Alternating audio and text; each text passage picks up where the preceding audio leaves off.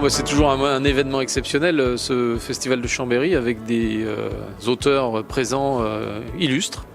Et cette année, un invité d'honneur exceptionnel, Emmanuel Lepage, dont le dessin est absolument extraordinaire, avec une BD en particulier que j'adore, qui s'appelle Armen. Et c'est comme chaque année, un vrai bonheur d'être là et de partager avec Serge Ripoll, cet illustre président historique, ces moments très forts. Ça ne rajeunit pas parce que l'ensemble de l'œuvre, c'est-à-dire qu'effectivement, c'est plutôt derrière que devant, mais ça c'est clair. Je suis plutôt maintenant en train de regarder le travail des autres que le mien.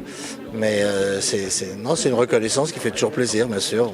Sur un air de Fado, c'est une bande dessinée qui se passe au Portugal, peu de temps avant la révolution des Juillet, et ça raconte l'histoire d'un personnage qui a du mal à se situer, pour qui l'engagement n'est pas évident, qui vit assez confortablement finalement, avec des œillères,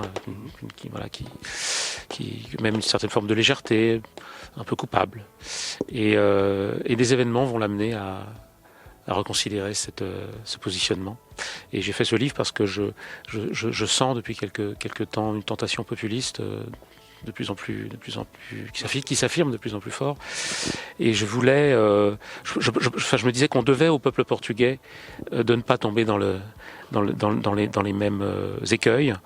Et je voulais aussi que, à une époque où on crie un peu facilement à la dictature ici en France, montrer à hauteur d'homme, c'est un récit à hauteur d'homme, c'est pas une leçon d'histoire, montrer ce que c'est que la dictature, ce que c'est vraiment. Par exemple, la discussion que nous avons là, eh bien en dictature, on ne pourrait pas l'avoir. C'est toujours un plaisir, même de voir que des albums peut-être moins évidents, moins tout public, peuvent être primés aussi. Donc c'est toujours un encouragement évidemment à continuer, mais aussi je pense que ça prend aussi la température chez les lecteurs qui ne sont pas bêtes et qui osent fouiller, qui osent aller vers des titres un peu particuliers.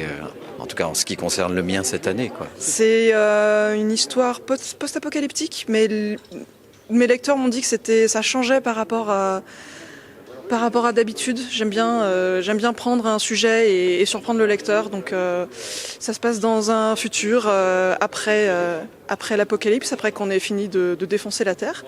Mais après ça a repoussé et ça va mieux. Je crois on a un sens de l'observation. Et en fait, parce qu'on fait les courses. Et on fait les courses nous-mêmes. Voilà, c'est assez rare que pour être dit. Donc on est les hommes du foyer qui faisons la course pour notre petite famille. Et sans doute, il y a pas mal de gags qui sont en fait des choses qu'on a vues, déformées, amplifiées, caricaturées, pour que ça soit encore plus drôle que ce qu'on avait pu observer sur place, quoi. Lou grandit d'album en album, c'est ce qui me permet aussi moi de pas m'encrouter et d'avoir des choses différentes à raconter.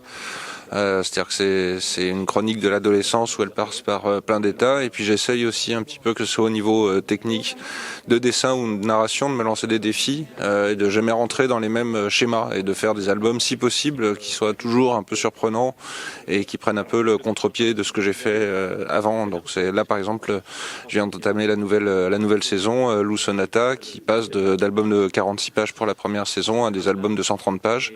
Donc c'est une façon de raconter complètement différente, un découpage différent, et puis c'est agréable de voir que effectivement mon public qui était à l'époque sur la première saison des jeunes enfants, là maintenant ça devient des jeunes adultes. C'est toujours un grand plaisir d'avoir des prix dans les salons.